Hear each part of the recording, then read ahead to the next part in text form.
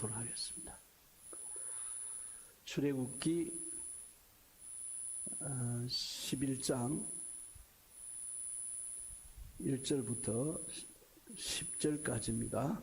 여호와께서 모세에게 이르시기를 내가 이제 한 가지 재앙을 바로와 애굽에 내린 후에야 그가 너희를 여기서 보낼지라. 그가 너희를 보낼 때는 여기서 정령 다 쫓아내리니 백성에게 말하여 남녀로 각기 이웃들에게 은금 폐물을 구하게 하라 하시더니 여호와께서 그 백성으로 애굽 사람의 은혜를 받게 하셨고 또 그 사람 모세는 애굽국에서 바로의 신하와 백성에게 심히 크게 배웠더라. 모세가 바로에게 이르되 여호와께서 이같이 말씀하시기를 밤중에 내가 애굽 가운데로 들어가리니 애굽 가운데 처음 난 것은 위에 앉은 바로의 장자로부터 맷돌 뒤에 있는 여종의 장자까지와 모든 생축에 처음 난 것이 죽을지라. 애굽 전국에 전무후무한 큰 곡성이 있으리라. 그러나 이스라엘 자손에게는 사람에게나 짐승에게나 개도 그 혀를 움직이지 않으리니 여호와가 애굽 사람과 이스라엘 사이에 구별하는 줄을 너희가 알리라 하셨나니 왕의 이 모든 신하가 내게 내려와서 내게 절하며 이르기를 너와 너를 쫓는 온 백성은 나가라 한 후에야 내가 나가리라 하고 심히 노하여 바로에게서 나오니라. 여호와께서 모세에게 이르시기를 바로가 너희를 듣지 아니할지라. 그러므로 내가 애굽 땅에서 나의 기사를 더하리라 하셨고 모세와 아론이 이 모든 기사를 바로 앞에서 행하였으나 여호와께서 바로의 마음을 강팍케 하셨으므로 그가 이스라엘 자손을 그 나라에서 보내지 아니하였더라. 아멘. 반갑습니다. 예기치 않는 분이 또 찾아오셔가지고 나는 동네에 누가 오셨나 이장님이 오셨나 했는데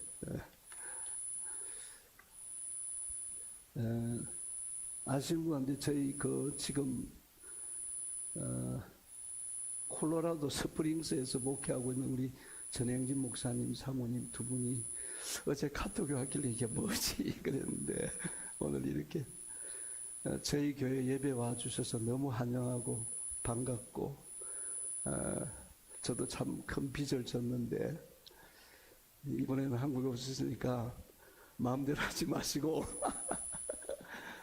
저희하고도 좀 시간 보내고 했으면 좋겠습니다. 와주셔서 너무 감사하고 명절은 다 잘 보내셨죠? 저희도 뭐 이제 부모님 돌아가시고 나니까 갈 데가 없어요. 이제 오시는 분이 있으면은 몰라도 그래도 마침 딸이라도 하나 있다 보니까 와서 손녀가 재롱을 부리고 그러니까 그 바람에 넘어갔지. 참 적적했겠다 그런 생각이 들었습니다. 어디 뭐 갈래야 갈 수도 없고. 오늘은 출애굽기 말씀을 제가 사실은 학교에서 출애굽기를 지금 제가 영성적 관점에서 보는 출애굽이 강의를 지금 하고 있는 내용이거든요. 근데 한 부분을 제가 우리 교회에서 좀 다루어야 되겠다. 그래도 성도들에게 좀 힘이 됐으면 좋겠다. 그래서 여러분들도 아마 하나님이 나에게 어떻게 역사하실 것인가. 근데 현실은 별로 되어지는 건 없습니다. 항상 그런 것 같아요. 하나님의 일은 계속 기다리게 하시는 그 과정 속에 가는 게 아닌가. 그래서 이 말씀을 정리하고 이제 묵상하는 가운데 어떤 생각이 드냐면은 신앙이라는 것은 하나님의 말씀을 깨닫고 사는 게 신앙이잖아요. 그리고 또 하나 거기 포함되어야 될 게 뭐냐면은 하나님의 약속을 붙들고 가야 됩니다. 하나님의 약속을 붙들고 가는 게 신앙입니다. 예배로서 끝나는 게 신앙이 아니라는 건데 오늘 여러분이 예배를 마치고 나면은 하나님이 내게 뭔가를 들려준 게 있어야 됩니다. 그리고 기도는 내가 그걸 필요한 걸 구하는 것 이전에 하나님이 내게 허락하신 그 말씀을 내가 생각하면서 기도하면서 하나님 앞에 회개해야 할 부분 회개하고 또 한 부분은 하나님의 도우심을 구해야 됩니다. 그래야만이 우리 안에서 정화가 일어나서 하나님의 회복들이 나타나는 게 아닌가. 긴 시간 종종 그런 분들, 성격이 급한 분들 그러잖아요. 목사님 말씀해 주세요. 그대로 할 테니까 하나님 역사를 지금 보겠다는 거죠.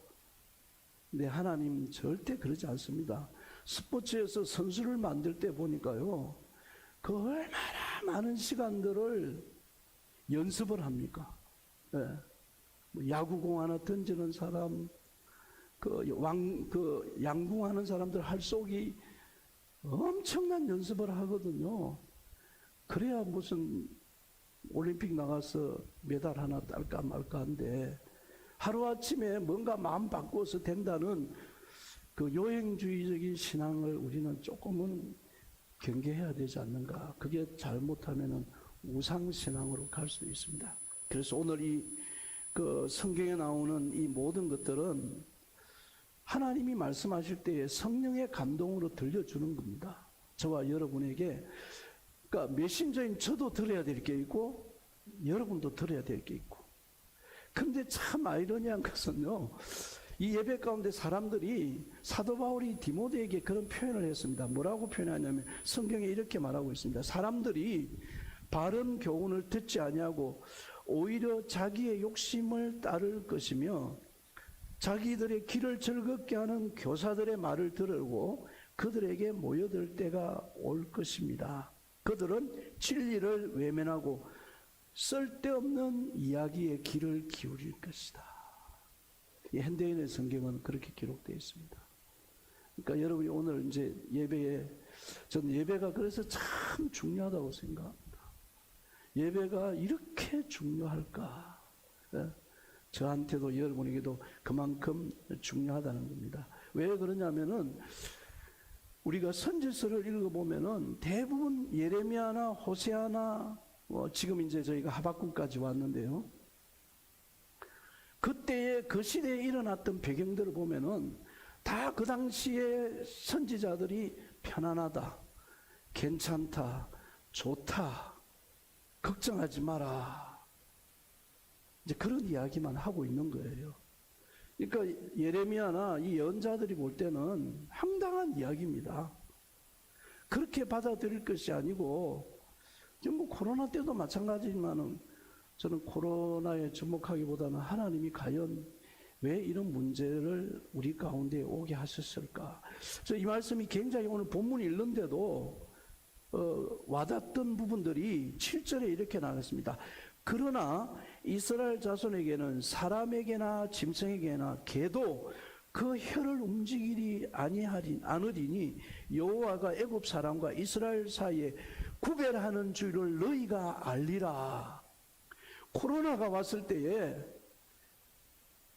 하나님의 사람들과 세상 사람들의 구별된 모습들이 있어야 된다는 것을 우리에게 말씀하는 게 아닌가 하는 생각이 듭니다. 그래서 오늘 저는 이 말씀의 제목을 때를 기다리면서 낙심하지 마라. 분명히 하나님은 약속을 이루시는 분이고 그분은 성취하시는 분입니다. 우리 생각과는 다르게 안 된다 할지라도 걱정하지 말라는 겁니다. 왜 그러냐면 오늘 지금 모세가 지금 이 한 이야기는 뭘 말하냐면 10번째 재앙, 마지막 재앙입니다. 9가지 재앙을 다 이야기를 했는데도 되는 게 없어요. 하나님 뭘 잘못 말씀하셨나? 아니 첫 번째라도 두 번째라도 기적이 일어나고 나일강이 피로 물들고, 그 나일강이 피로 물든 것은 뭐냐면 나일강을 우상으로 생각하고 사는 사람들에게 하나님은 그걸 상징적으로 보여준 거거든요. 너희가 생각하는 뭐 사람들 강이 없으면 농사도 못 짓고 아무것도 못 하잖아요. 근데 이게 너희들이 애굽의 바로의 그 모든 것들은 우상으로서 이루어지는 거거든요. 근데 근데 그걸 하나님이 이 모세를 통해서 너희가 10가지, 9가지 재앙을 했지만 모세가 하나님 도대체 왜 일을 시켰는가 낙심할 수도 있잖아요. 9가지 했는데 아무런 반응도 없고 나가 오늘 지금 이제 장자를 치는데도 바로가 보내지 아니하였더라. 마지막에 10절에 그렇게 정의를 하고 나가고 있잖아요. 근데 하나님 뭐라고 그러냐면은 40대에 자기 헬기로 나아갔지만은 80세 되어서 하나님이 불러서 이제 이스라엘 민족을 해방시키러 가는데 하나님이 불러서 가는데 가면은 뭔가 이루어져야 될 거잖아요. 근데 이 세월이 이렇게 지났는데도 이루어지는 게 없습니다. 참 낙심하기 쉬워요. 낙심하기.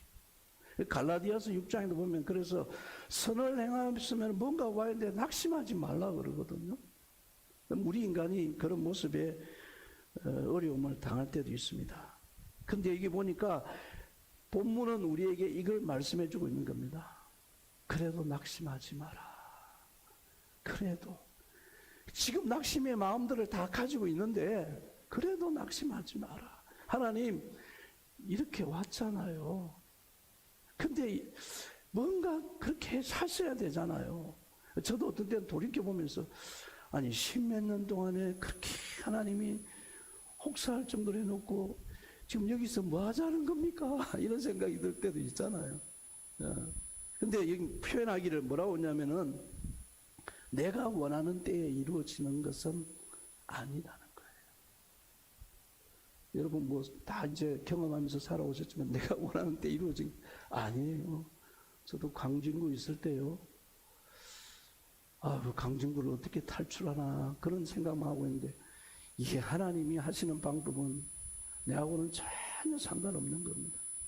쫓겨나게 만들어서 건물이 팔려가지고 상상도 못한 일들이고 하도 나갈 데도 없고 갈 만한 곳도 없고 알아봐도 비싸서 갈 데도 없고 그런데 하나님이 건물이 팔려가 내가 네 성질을 알고 있다. 그래서 내가 너를 그냥 둘 수 없었어. 내가 이렇게 만들었다. 왜냐하면 저는 그건 그렇게 믿어요. 왜냐하면 건물주가 저한테 건물이 팔렸다 하는 소리를 딱 할 때 제게 삘이 왔거든요. 이건 하나님의 시작이다.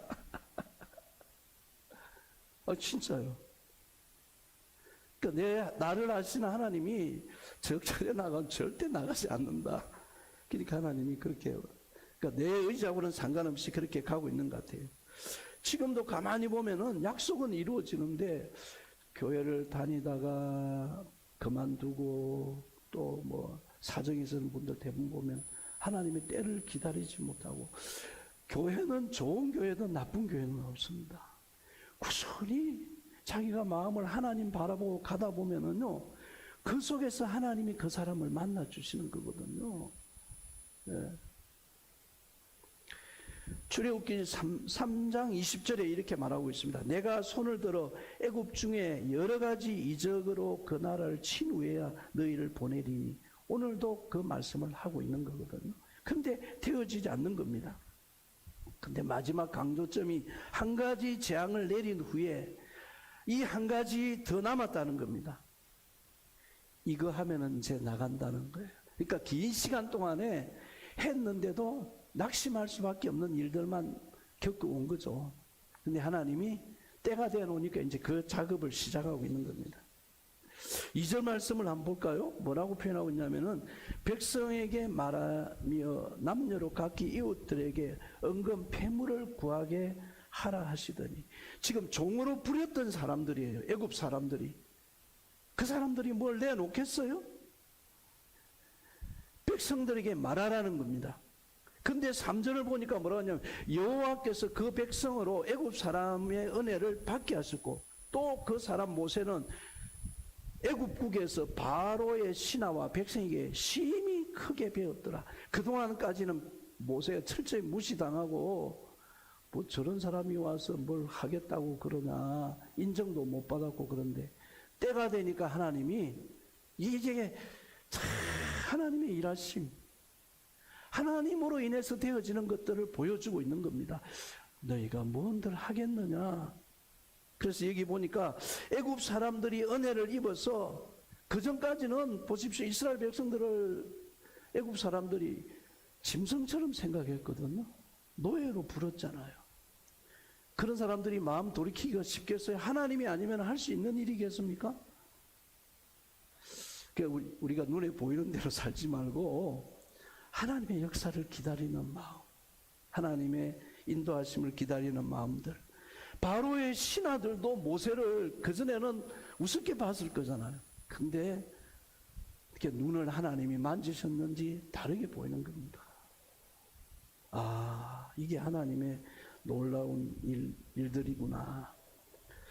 그래서 이런 부분들은 무시했던 사람들이 결국은 여러분들도 신앙생활 하면서 교회 다니면서 뭐 남편으로부터 아내로부터 뭐 친척들로부터 다 무시당하고 뭐 저도 그러고 살아왔죠. 예.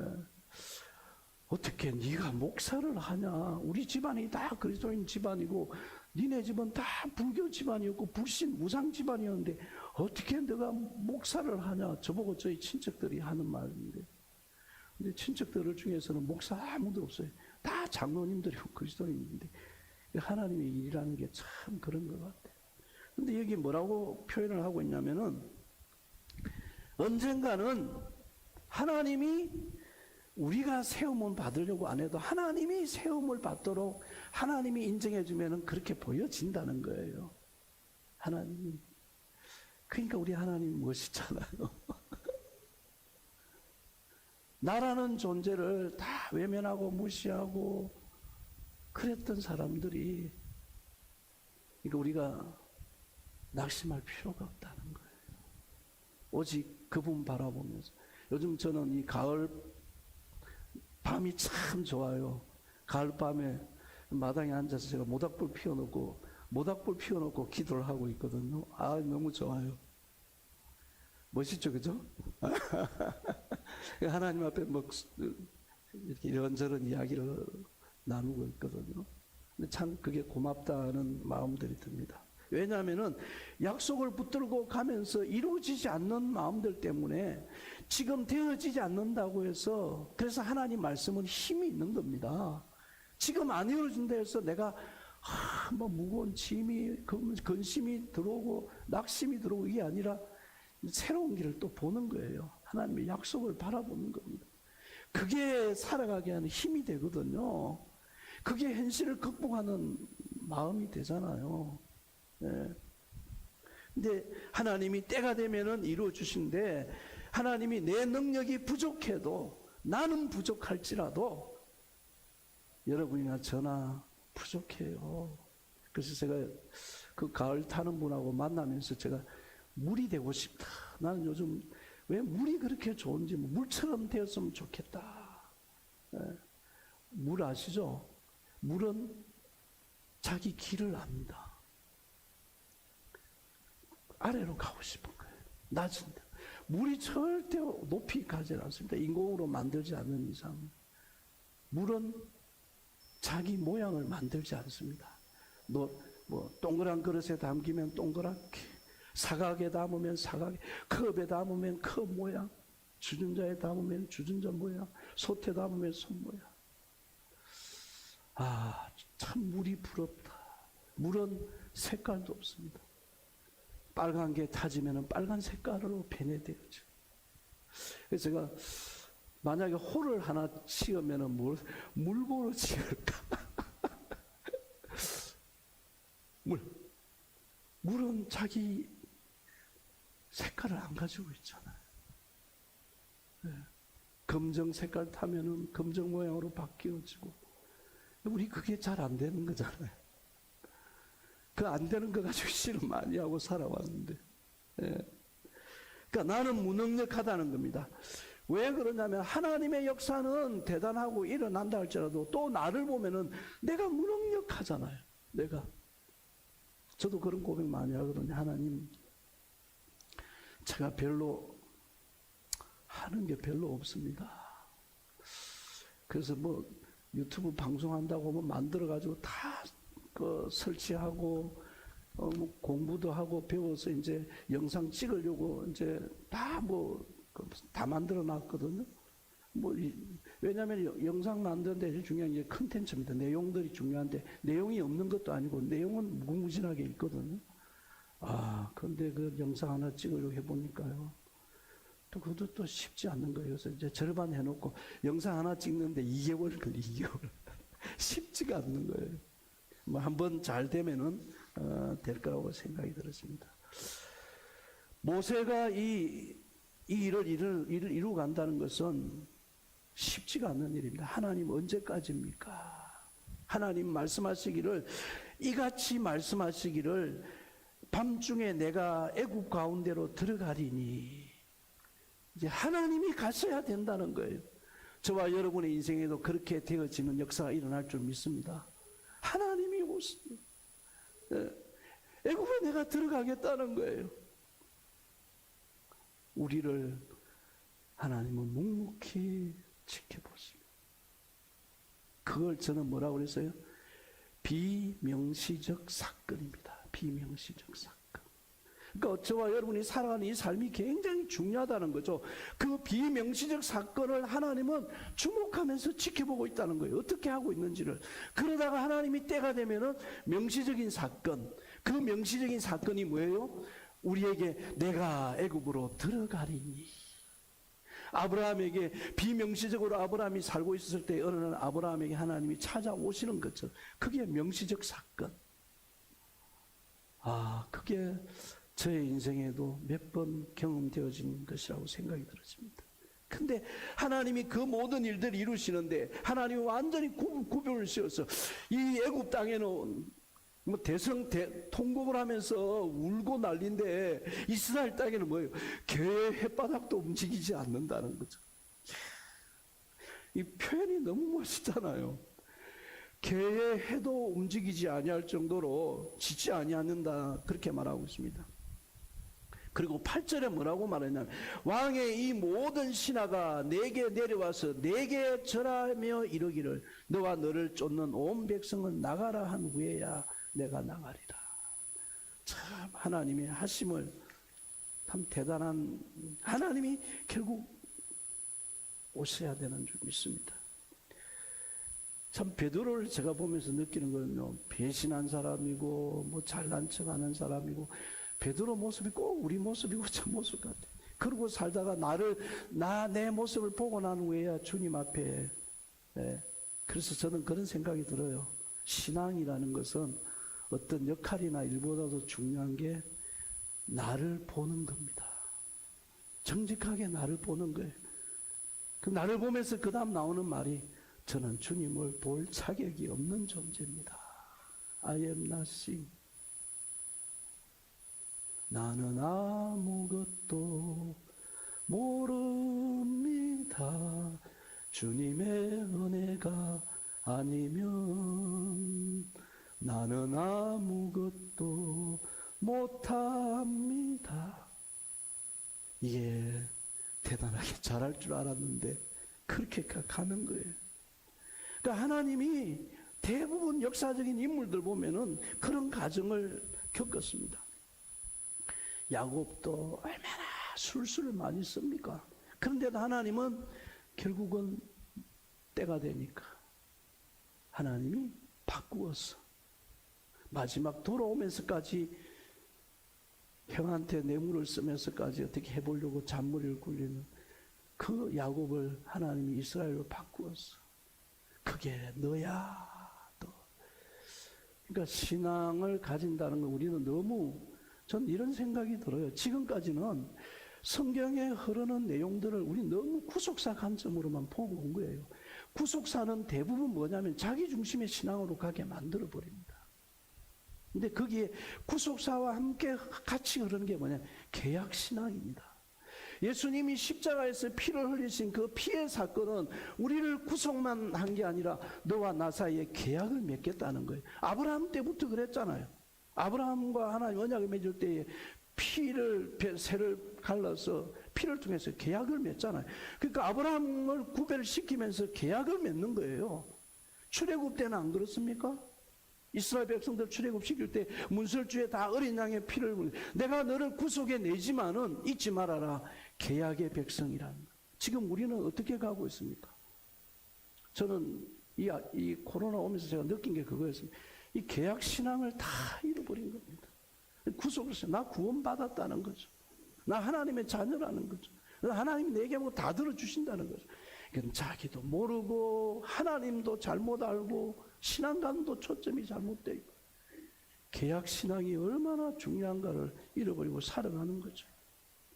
이스라엘의 많은 사람들이 그러니까 그런 걸 보면은 루키스도 보면은 나옴이나 그런 가정을 보면은 루엇이나 이런 거 보면은 하나님이 보십시오. 그러니까 하나님이 개입하니까 보아스가 연결이 되는 거잖아요. 우리가 이런 하나님의 역사를 보면서 낙심하지 말아야 된다는 겁니다. 그때 환경이 여러분 지금은 전혀 근데 오히려 이제 이런 믿음이 들면 어떻게 되냐면은 환경이 막 이렇게 몰아갈 때 뭐 다른 모습이 나와야 돼요. 슬슬 기대해 볼까? 하나님의 일하심을 괜찮아요. 그건 자기의 자만이 아니라 하나님의 약속입니다. 약속을 가진 자에게 성경은 우리에게 하나님은 지금도 오시면은 아무리 보잘것없는 환경에 처해 있을지라도 하나님 우리를 회복시킵니다. 저는 그 이남한 목사가 쓴 예수님짜리 그 책에 보면 그런 내용들이 있잖아요. 하나님은 우리 인생이 쫄짝품과 같은 인생, 뭐 저도 마찬가지고 하나님이 아니면은 제가 무슨 힘이 있겠습니까? 근데 하나님이 붙들어서 다듬어서 빚어서 하나님이 쫄짝품이 우리를 걸작품으로 만들어서 할렐루야. 참 하나님 생각하면 지금도 뭉클하잖아요. 우리가 그분이 이렇게 좋으신 분이었는데 그러니까 저는 그 이스라엘 역사에 종들이 안식년에 그들이 희년 때에 길을 뚫어서 그렇게 하는데도 자유를 주는데도 안 가겠다는 비밀이 바로 여기 들어있구나. 내가 이 좋은 하나님을 두고 어디를 가랴. 너무 그게 감동으로 와 있는 거예요. 하나만 말씀 더 드려 마치겠습니다. 하나님의 방법대로 다 되어질 때가 있다는 겁니다. 하나님의 방법대로 이루어지기 때문에 우리 생각대로 안 되더라도 그래도 하루하루 낙심하지 말고 믿음으로 가야 될 부분들입니다. 일하다가 낙심합니다. 원하는 대로 이루어지지 않기 때문에. 그래서 하나님이 해도 안 되는구나, 별 수 없구나, 포기할까. 모세도 기도했는데 바로의 마음이 휙 변해가지고 그냥 아유 우리 하나님이 계시구나, 내가 이러면 안 되겠구나, 빨리 가라 이렇게 할 줄 알았는데 모세가 9절에 말하기를 그렇게 표현하고 있습니다. 여호와께서 모세에게 이르시를 바로가 너희를 듣지 아니할지라. 참 답답한 이야기처럼 들릴 수도 있습니다. 이스라엘 민족을 해방시키는 하나님의 방법은 내가 애굽 땅에 나의 기사를 더하리라. 기적을 내리겠다는 겁니다. 장자를 죽이는 그런 결단을 하나님은 그래서 지금까지 내렸던 9가지 재앙뿐 아니라 최종적인 재앙은 바로의 마음이 강팍했던 것들에게 바로에게 하나님이 은혜를 내리지 않고 강팍한 대로 그대로 있다는 겁니다. 이게 이제 하나님의 방법이라는 거예요. 내가 너를 세웠으면 나의 능력을 내게 보이고 내 이름이 온 천하에 전파되게 하려 함이라. 그렇게 말씀하고 있습니다.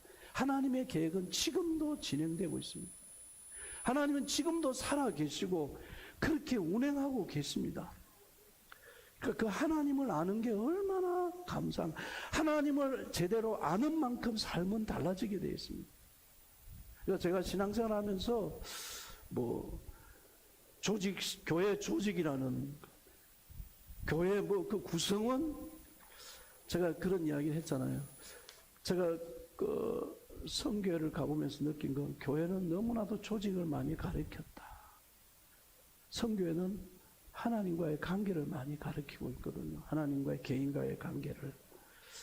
성경에 보면은 연못가에 누워있던 38년 된 병자도 신기한 일이 일어납니다. 어떻게 그런 일이 때가 되니까요. 불치병인데도. 근데 하나님은 거기서 두 가지를 나타내세요. 이 베데스다 연못가에서 왜 그들이 그 38년 동안이나 그 베데스다 연못이 그 성전 바로 가는 길목입니다. 두 가지를 지적해주고 있는 거예요. 하나님은 뭐냐면은 이 병자를 통해서 하나님은 이런 하나님이라는 것을 말씀해 주기도 하지만 또 하나는 뭐냐면 그 앞을 다니고 있는 그 당시에 유대인들, 유대교들, 너희들이 신앙이 얼마나 잘못됐는가를 이걸 통해서 못 깨닫겠느냐.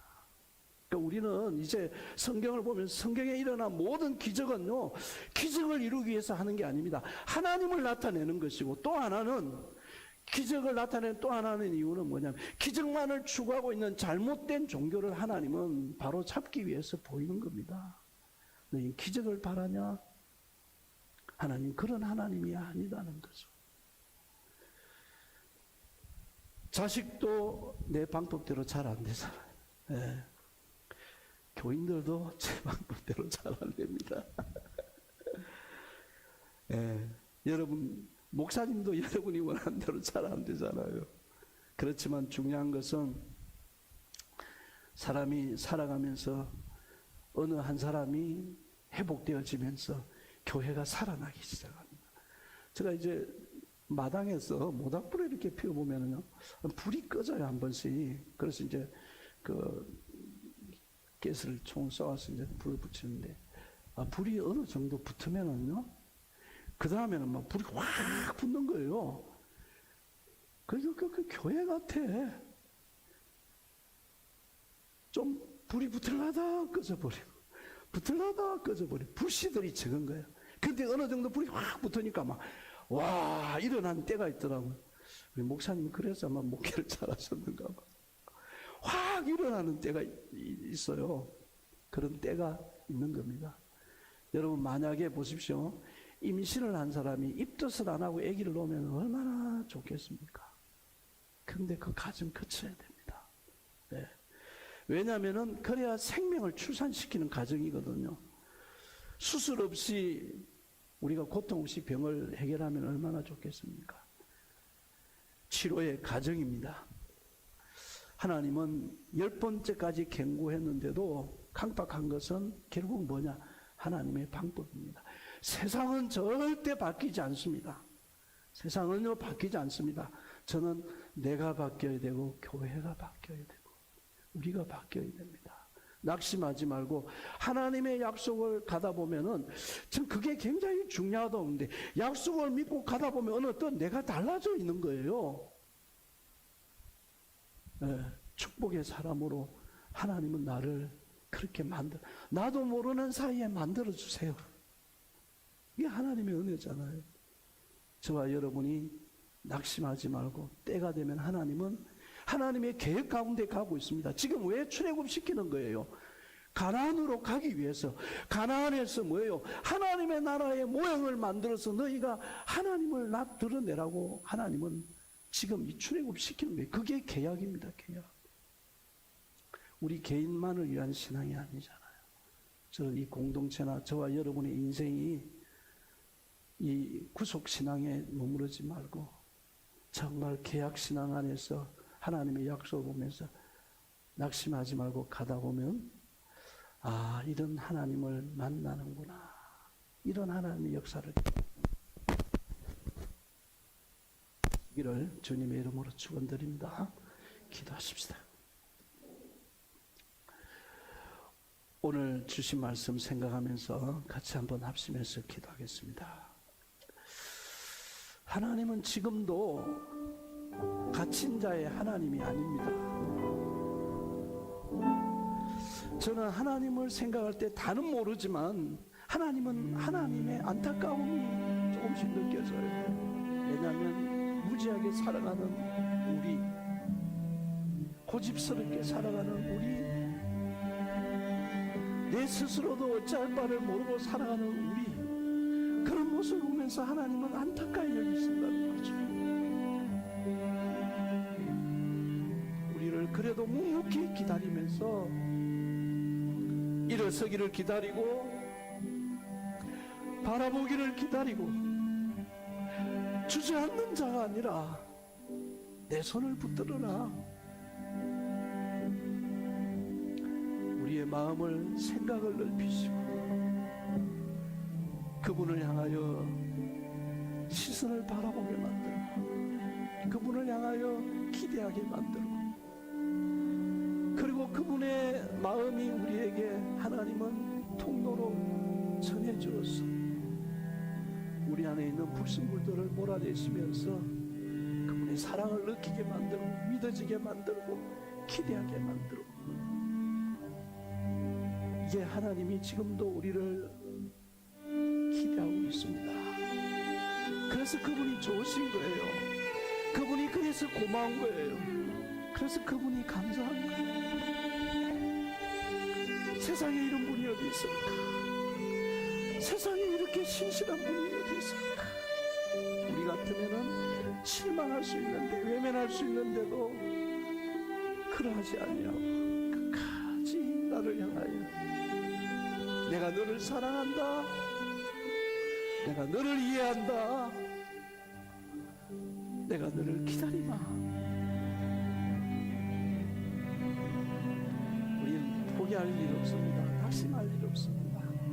그분은 영원 불변하신 분이잖아요. 분명하신 분이잖아요. 창조부터 세상 끝날까지 우리와 함께 하실 분이잖아요. 그분을 알았다는 게 너무 소중하잖아요. 그분을 따르고 있다는 게 소중하잖아요. 그분과 함께하고 있다는 게 소중하잖아요. 그게 우리의 고백이 되었으면 좋겠습니다.